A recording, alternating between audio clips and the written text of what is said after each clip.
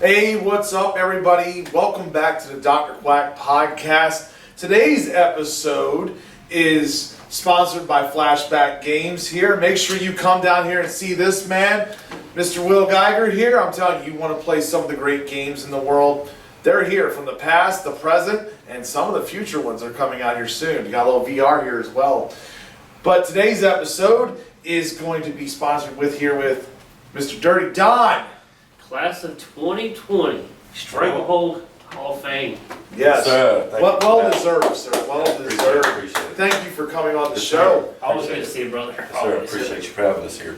Yeah. So, me and you, we've known each other a little bit. We've had some run-ins and stuff. But I want to go first into this. So what made you get interested in the wrestling business? So, Eric knows a little bit about this history. So, me, Pitbull, Spaz, and there was another guy, we all worked together, and, Spaz and Pitbull were huge into wrestling, and they really wanted to start their own wrestling. So it kind of was going to be semi-backyard, kind of not, and then they got serious about it, and they rode up, talked to Dusty, and Dusty wanted to charge them arm and leg to train them. Oh yeah, I remember that. So they come back and they decided they were going to do their own thing. We had a guy with us, Mr. Foskey, that worked with us at work, and he's like, I know a guy. He's got a ring, he's going to have some kids training, let me put you in touch with him. Put us in touch with him, and Alton was with him, going to be his head trainer. Dave, the Intimidator, was going to be, rest in peace for him too, was going to be co-training with him. So we kind of show up. Well, I had no intention of wrestling. I was going to be a manager, GM, something like that. I had the mouth, had no interest in getting in the ring, really doing nothing. So we go and they're like, well, you still got to train to do that. And I'm like, cool, whatever, I'll do it. And so got in there and was getting my butt kicked all the time. And I think I must have bounced my head off the mat like every time I took a back bump. I could not do a snap bump to save my life. So I actually quit. And then one night they're running through this sequence that they did, and they're like, Dirty, man, we got a guy that's out, keep it even, just get in there and do what you can, blah, blah, blah. And we went through the sequence, and I took a snap bump, my head didn't bounce off the mat. Okay, cool. That's always a positive. Yes. And that was a very minimally padded ring. I think it had like 2 pieces of carpet on it. Wasn't that like the old boxing ring? Yes, it was the old boxing ring, matter of fact, too. So those are painful. Hey, a little history about that. We were talking about Dallas Rally earlier. That was the same ring we used at that show. Okay. The old boxing ring. Yep. So you hit them ropes. They had to be tied down so tight you feel like you was getting shot off of them. So every time ropes had PVC wrapped around the dang thing. So I remember going home with bruises all over my back. But needless to say, I took those bumps and it was like, okay, this is cool. I'm not banging my head no more. And next thing I know, I'm all in, back as a wrestler, not just as a side, person on that. So yeah. So who was your favorite wrestler growing up? Man, Dusty. Who else, man? Dusty Rhodes. I mean, we've had that name mentioned a few times when I asked that question. Well, my love of wrestling comes from my grandparents. So when I was little, my mom had to be put in the hospital for a little while, and so I lived with my grandparents. And so every Saturday, Gordon Soley right there on the TV. Yes, sir.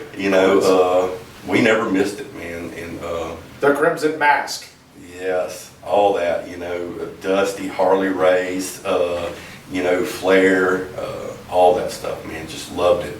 And so my grandparents really got into it. And kind of funny story about that is, growing up, before I started wrestling, we took my grandma. She, they were from Tifton, and actually Enigma, down in South Georgia, in a little small town.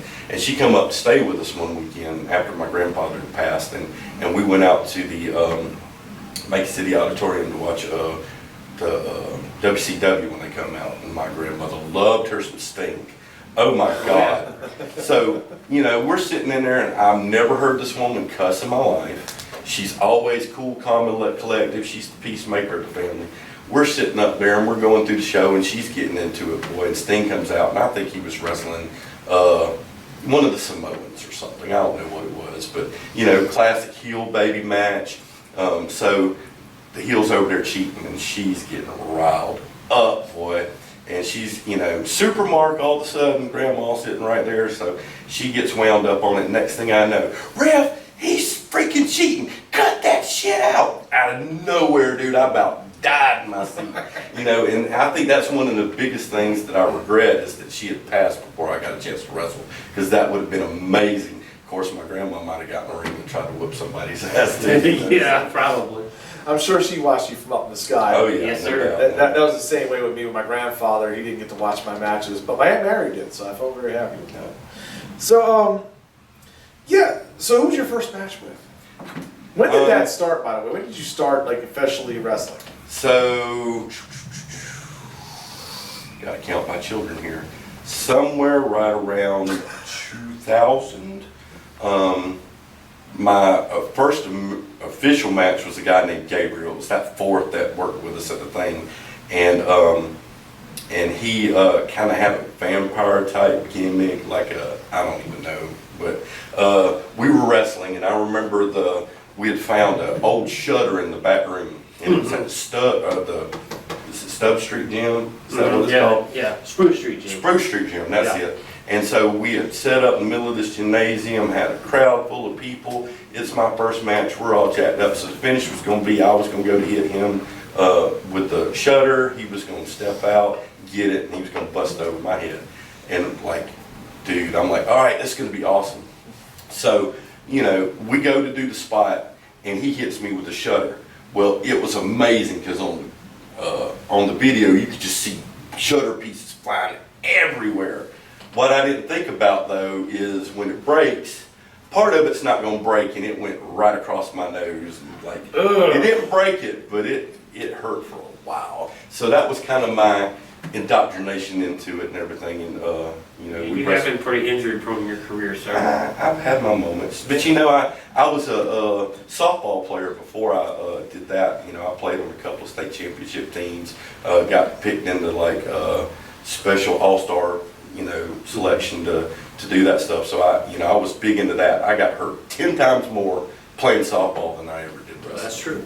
I had my worst injury wrestling, of course, but Yeah, I was there for one of your injuries, man. Yeah, I think that was the worst one. That was definitely what I wanted to talk about here. Yeah. You were at Call to Arms here. You want to walk us through this? Yeah, so we're at Call to Arms, and we're sitting there, and we're getting to the finish, and basically got the 60-man battle royal. 51 man. 51 man. I knew it was a bunch of people. It was a lot of people, dude. Oh my God! I thought I was never gonna go. It was supposed to be one person every minute, and then eventually it's like you, go.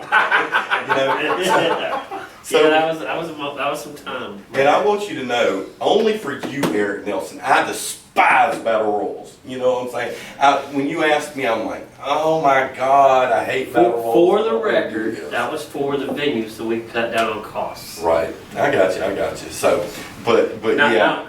You know me, I'm not a fan of them either. Right. But there you go. I've got 2 battle royals in my life, so I'm okay with them. My this is all shoot, so we go ahead and right, there we go. My idea of a battle royal is me would come running out to the ring, somebody grab the back of my head and throw me right over the rope on my way out. Pretty much. Pretty much. That's my idea of battle royal, Well, before your injury, the rock, paper, scissors thing was pretty funny. It was, man. And the crazy thing about that, so we're getting down to it. So, the crazy thing, Eric's running around this venue, his head's about to explode because everybody's bugging him. And we're getting down to the finish, and of course, Phenom's going over, and everything. And he's got him wrestling, kind of a, dream guy. I can't even remember the guy's name, but he was decent. But, I knew I could take all of Phenom's moves, make them look great, put Phenom way the hell over. Well, y'all beat the tar out of Brad Titus. Brad Titus, that's what his name was. Yeah. And that was my first time meeting Skrilla. And I'm sitting in the corner beating him, and I'm like, come over the rope. And I go throw Skrilla, and Skrilla flip back in. I'm like, would you just leave? I didn't know who he was at the time, so I'm just like, who is this damn dude? Get the hell out the ring, But, now I love me some Skrilla, man. I love that kid, man. He's awesome, so, but that was my If you guys don't know who Skrilla the Great is, you're missing out. Yep. Look him up. So needless to say, we were supposed to go out there, clean the ring out. I'm thinking 5 minutes, and me and Phenom were going to be doing our spot. Like 20 minutes later, I'm blown up. I'm over there inside going, oh my God, just get out. And how old are you right now? 46. 46, yes. So, he is the oldest person on this panel. Yes. Yes. The old man. And he's still going. Yep. I could get in there and do it if I had to. So But- I don't think Eric's going to put me in the ring for liability issues.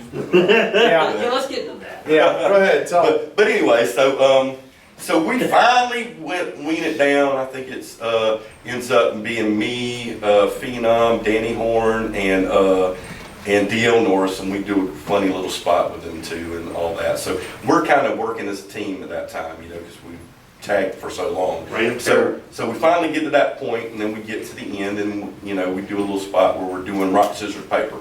Well, I end up losing, so I'm supposed to crawl out the top rope and let Phenom win. So me being Dirty Don, I kick him in the stomach and go to give him a Death Valley driver. Something me and him's done 5 million times. Well, this son-of-a-bitch freaking, I don't know how the hell he messed that move up, man. And we still got bad blood right here. But anyways, Oh boy. and it's more for a comment after I'll tell And you what's about. funny is he was actually there and saw the whole thing. Oh Yeah, man, I don't know what it was like from where you was at. So, needless to say, I kick him in the stomach, pick him up for the Death Valley driver. I'm supposed to drop him, he's supposed to kick out. Then I'm going to take his big move, and then he's just going to shit can me or whatever. So, we go to do this. So I kick him in the stomach, I get him all lifted up. Well, the thing about it is one of the reasons I was going to be in the ring with him and put him over is because he had a hurt ankle. He had been nursing it. Well, I guess he kind of feared falling on that ankle, so right about the time I got about right here with that Death Valley driver, I felt his dang legs just cinch down on my arm. I'm like, oh no. So I drop straight back. As soon as I do, I hear smack. And then all of a sudden, I just feel electricity through my arm. And I roll over and I'm like, dude, my arm's and he's like, what? I said, my arm's and then at that point, I don't know, man. And then you hit the pavement. Yeah, well, I originally, half of me is like, do I get up and just crawl over the top rope? And I'm like, heck no, I'm getting out of this ring. And all I'm doing rolling across this ring is going, do not kick me, you son of a bitch, do not kick me. Because that's Phenom, man, I'm telling you, of all the people I've raced in my life, I got other stories to tell about Phenom, but I can tell you, we had that. Me, him, Spaz, and a few other people, maybe Sean Hunter, Pitbull, had that, Danny. Yes, Danny, had this, let's just go leave it all in the ring and ask for forgiveness later thing going on. So, I've actually been sitting in the Huddle House after a show in Hazelhurst, and somebody go, dude, I think Phenom's boot prints on your face where he's super kicked. Yep. Phenom has effed me up. Yeah, I was actually sitting across from you and I told you that. We Yeah. were at Denny's after the show and I'm like, hey, Dirty, you got a footprint on your face. Right Dude, and there. it was bruised into my cheek for real, his boot print. Remember, folks, don't try this at home. Right? No. Wrestling's fake. Yeah. Anyways, so every major injury I've had has been Phenom. There's been another time we was wrestling, and he set me up in the corner, and he wanted to do this drop kick in the corner thing he likes to do. So I'm like, okay, cool. So I'd had a knee that was kind of hurt, so I sit down in the corner, he spreads my legs, I take this leg, and I put it over to the side like this. I still got a good portion for him to come up, drop kick me in the face. Cool, dude, whatever, you're going to F me up, but we cool. No, he comes back, kicks my leg back open. Well, when he goes and does the drop kick, that some bitch falls right on my bad knee and hyperextends it, so I'm out for like 3 months with another knee injury. Phenom, dude, what's up? Do you not like me? Did I not give you enough shine in the ring, man? What's up? Did you owe him money? No. That was the Undertaker's line when somebody was stiff. I guess so, but like I said, every single time I took a serious injury in the ring besides the concussion, it was Phenom that did it. Well, it's like you said on commentary the night Phenom actually won the belt at Bloodbath. It's like, let me tell you folks, and I quote this word for word, he will even go through his own tag partner to get that gold. Nothing will stop the Extreme Phenom from winning that title. Yep, sure enough. And today Tough he is as nails. still the Stranglehold Championship Wrestling World Heavyweight Champion. Dude, these times I feel like I'm biased because I love Phenom. I wish he had a little bit different path because I think he has the attitude and everything that could have got him somewhere. I agree. Part of it was early in the career. He really didn't want to travel that much. I had some stuff set up in Florida, Tennessee, and we just wasn't able to make those and all that. But I think with a little bit more exposure and a little bit more care of his physique, he could really, TNA something. That's something I'll piggyback on, Don, is, during the AWN expansion that we were all part of, I wanted to take y'all to Virginia and Texas and places we were going. And I really hate that we missed that opportunity. Yeah. So you're still continuing to wrestle this day, right? You're not completely retired, or are you done? Well, you never say never, because I don't think wrestlers truly retire ever. I've said it 15 times. I still exactly. keep going. The right situation. You want to book me and Phenom versus the Rock and Roll Express, dude? I'm on it right now, because that was my love back in the day, was some tag team wrestling. I love the Rock and Roll Express. Hated the Midnight Express. By the way, who threw Ricky out of that from me? No, I did not. He bailed way before I got in there. I was supposed to. But who threw him out? I don't even know. He went quick though. I looked up. He threw a few elbows and threw a few fists. He did show some leadership in there. I got to give it to him. He did. I'll tell you, Osborne was the one that shot me in that dang Royal Rumble though. He got in there and all them man.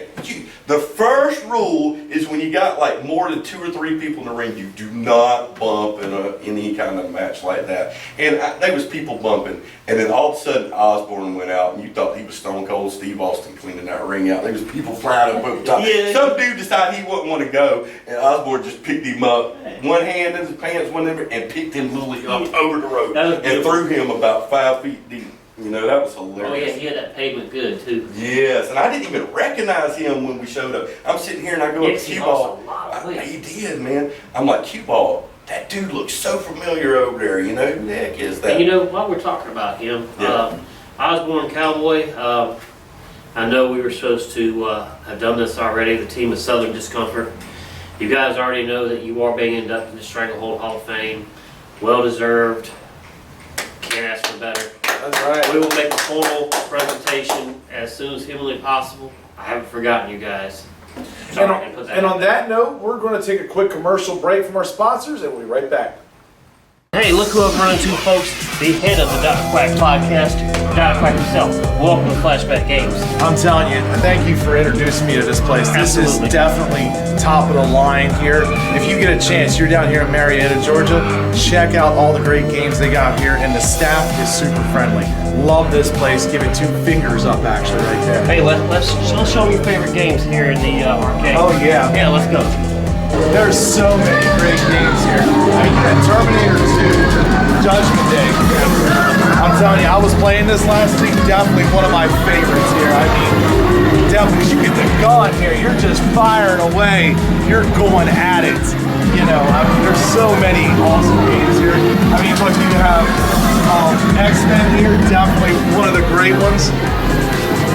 So many Ultra Beasts. I mean, even here, look at this. Let me show you. And I'm almost like 5 minutes. Look, we stand next to Galaga, and oh my God, I'm telling you, I feel like a kid again. Like I said, you can't beat it, folks. The low price of just $11. Come and play all the games you want. What do you say, Doc? Is that a deal or what? That is a deal.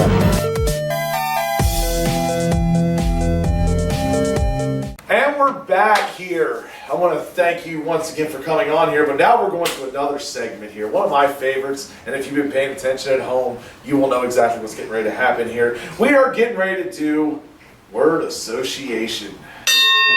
Oh yeah, there's that bell. It's on. Oh yeah. So I'm going to give you name or topic here, and we're going to hear your thoughts on it, okay? So the first one I'm going to go with here is Danny Horn. Cry baby. Dude, Danny, he's pulling off this baby role, but dude, back in the day, I'd be out and, standing back in the crowd and start getting a few crybaby chants, or it was amazing going to a show that we've never been to before, and they'd be like one fan that's seen him wrestle before, and you see this crybaby chant, and then he'd get to go in that whole game. Man, I loved it. It was so hilarious. Definitely a little more technical wrestlers, one of the more fundamental wrestlers that we'll probably ever see again. And the thing about Danny though is, he was one of the people that really helped me cut my teeth. Oh yeah. When I first started, I was kind of babyface, and I kind of worked something, and then they had a whole gimmick that me and Danny was supposed to wrestle, and I was supposed to take the belt at the end of it. And here I am, young and dumb in the company, and so me and Danny took me under his wing, man. I mean, for real. Say what you want about him. He's annoying sometimes, you know, kind of crazy. Kind of. You know, all that stuff. But I always like the long hair of him because I always seem to think he's like Eddie Guerrero's lost cousin. I know, right? Hey, man, he'd take that as a compliment. Yes, he loves would. to use that, you know, so. He's very talented. He is very talented. You know, Danny can do everything. He can kind of fly somewhat. You know, you ain't gonna see him do any flips, but he'll get up and his favorite moves, the frog splash, you know, and all that. But me and Danny have this whole gimmick running on, and we get up to like the show before I'm supposed to take the belt, and Danny has Kid Chaos, not Chaos, but the little Kid Chaos that was part of KI Elite, and they held me down, and Danny crawled up on the top rope and did 3 frog splashes on me, and I had a blood capsule in my mouth and ended up spitting out blood, and, you know, and that was the time they had the paramedic down there. Wow. I can't Oh, Jimmy, remember what his yeah. name, Jimmy. You might be the first person I've had on this show admit using a blood capsule. That's rare. Most of us usually go with a blade. Right. Yeah. But I wanted to have the image of me spitting up blood. You wanted blood you know, out. You know, Okay. spitting up blood, some internal injury, something like that. So, Okay. yeah, any other time I've ever juiced, you know. It's been the blade, buddy. Yeah. It's the only way to go. Old school, Right? So, you know, all you have to do is go into the locker room and find Scotty Bullwinkle, Danny, or D.L. Norris, and there's a blade for you if you need one. That's You know what I'm right. saying? And the Keep it aspirin back too, if you on. need it. Do what? And the aspirin. And the aspirin too, you know. You've got to thin that blood out. So there you go. Mike Money. Amazing man, really is. You know, I'd left Fort Valley because I didn't like how it was being ran. Went off with John Corsi for a while, and Wayne Cannon had a lot of fun running over there. And then we come back to, because we heard there was a change in Fort Valley, and then, you know, it was kind of when Stokes was running the show and the transition to Mike. And then once Mike took it over, man, it was a much better show. Mike, you know, Mike's funny to see run around the locker room, you know, because why are they doing that for? That don't make no damn sense. Oh, yeah. Dirty, what? Tell me what's going on. Just get him out my ring. You know, Mike's so funny in the back of the show. But then what tripped me out, and you talked about this with him a few weeks ago, Mike's a certain way, very mostly calm and relaxed. He's very opinionated, but that day he got out in front of the ring to cut his first promo. I'm like, who the hell is that dude? I mean, he went off, you know, you're gonna get up in my ring and talk that crap? No, I got the money, you know, I make the rules, and just went off with the promo, and I'm like, And then told, man. said, Pig Farmer, go get you the hot dog, fat body, you know. Yes. I mean, today, Shane McMahon, And I want to touch on that real quick. When I first started coming around, you guys were in it pretty. Y'all been at it for a little while. I came towards the earlier part, but when I first saw Mike Money, that's what sold me to come out there full time. Because I was coming out there to support you guys. Right. Because, you know, hell, we grew up together. Yep. You know, you, me, Danny, Phenom, Spaz. I mean, you know, there's long history there. Yep. But when I saw Mike Money in character, I was Yes. like, I gotta go work for this guy. Yes. You know, his theme song, you know, like I was saying, I know it's Shane's theme song, but I associate it with Mike Money, and that moment I hear it, or I see him, I sing it to myself when I see Mike, you know, here comes the money. And it fits him better than Shane, honestly. It does, it really does. That was a great gimmick, I love The best in the, yeah, all that, yeah. Here you go. So here's a good name for you. Nature Boy Paul Lee. I don't know. You do not know him. Have you heard about him? Y'all, I don't know. Is he scumbag piece of shit? I don't know. Yeah, see, he doesn't know him. See, there you go, Paul Lee. All right, the World Elite. What's your thoughts on them? Who's the leader of World Elite? You know, I don't know. I'm kind of curious about that. I've had my thoughts a few times, and it keeps changing. You know, it's a very well kept secret, but he's a very smart guy. Because, you know, I mean, I hate to say it, he's giving you a lot of issues and a lot of Yes, pain. he is, and I know you're out there watching. And before you think 1 minute that you've got one more on me, I've got another surprise for you when we reconvene. You might have put this COVID smoke screen up. Elemento, T.W. James, Takuri, I know you're looking at Danny's belt, James Hall. You know, I was so proud of you. Then you just come in and just take my United States title. Then y'all jump on Von Schmidt, Phenom, and Brody. And think you're going to get away with it? Don't worry, I got a few surprises lined up. And you know what? I think it's going to culminate more at MomoCon. So, I'm just saying. And Eric Nielsen's rant about the World Elite this week is brought to you by the new sponsor for this segment, because it happens every week. Preparation Age for people with pains in your asses. I gotta give you That that. was classic. That's dirty for y'all folks. There we go. Cue ball. Cue ball, man, amazing guy. Yes. You know, me and him booked together in Fort Valley for a while. Probably the last really good run they had for, you know, as far as crowds. And I was part of that with y'all. Yeah, you was part of that with us. You know, I mean, me and him just, we saw eye to eye on a lot, but we had enough different, you know, I like collaborating with people that don't see everything the way I do, because we can sit here and throw out stupid ideas. You know, probably like you're doing for your movie. Hey, wouldn't this be funny if we did this? Oh, I hear it all the time. And then be like, no, but what if we did this? You know, you don't always get an idea off the first idea, but somehow it moves around, does But, you know, I gotta say this, you know, I originally thought myself and Michael Scott were the best commentary ever in that building, and for a while we were.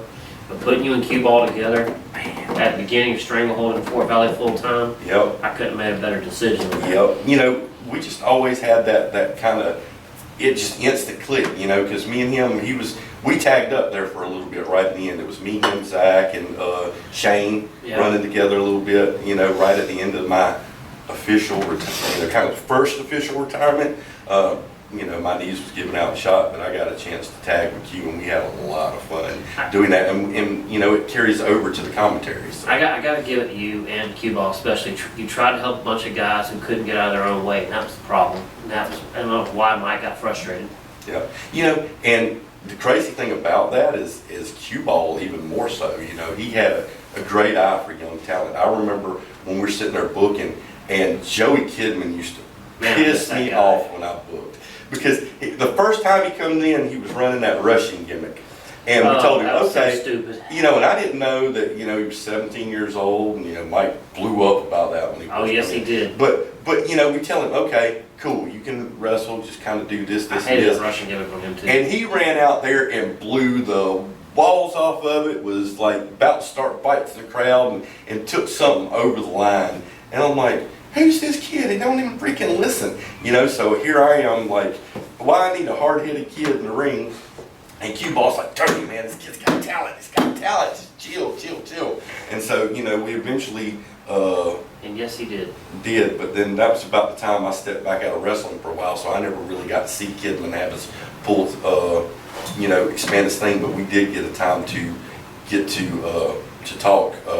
You know, later he'd come to me still for advice after that. And, you know, another one is Kristen Adams.